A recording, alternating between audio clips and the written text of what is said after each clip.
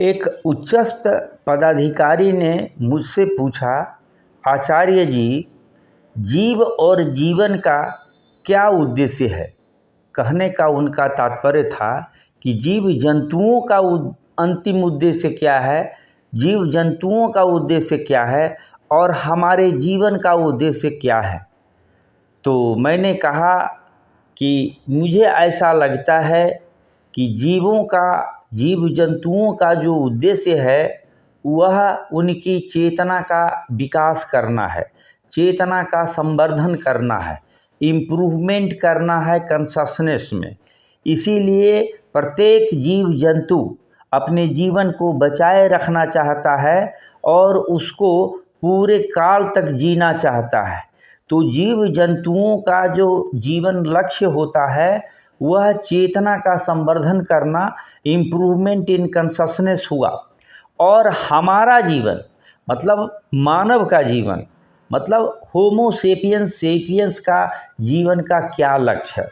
तो इसको उसी चेतना के संवर्धन का विकास कहें, चेतना के उच्च स्तर को ही हम ज्ञान, बुद्धि और प्रज्ञा कहते हैं। ज्ञान, नॉलेज, बुद्धि, इंटेलिजेंस, प्रज्ञा, विजडम कहते हैं।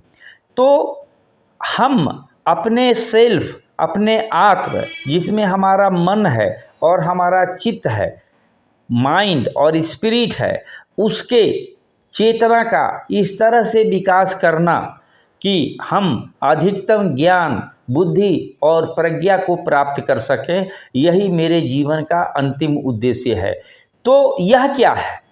ज्ञान किसी भी वस्तु या किसी भी क्रिया को यथा स्थिति में बेहतर ढंग से जानना, सत्य के निकट जानना, तथ्यपरक जानना, तर्क कारण से संबंधों से जानना ही ज्ञान होता है। और ज्ञान का जब उपयोग करते हैं उसको बुद्धि, इंटेलिजेंस कहते हैं। और यह जब बुद्धि मानवता के हित में, मानवता के भविष्य के हित में, मतलब कि फ्यूचर ऑफ ह्यूमैनिटी और प्रेजेंट ह्यूमैनिटी के पक्ष में जब उपयोग किया जाता है उसको प्रज्ञा कहते हैं।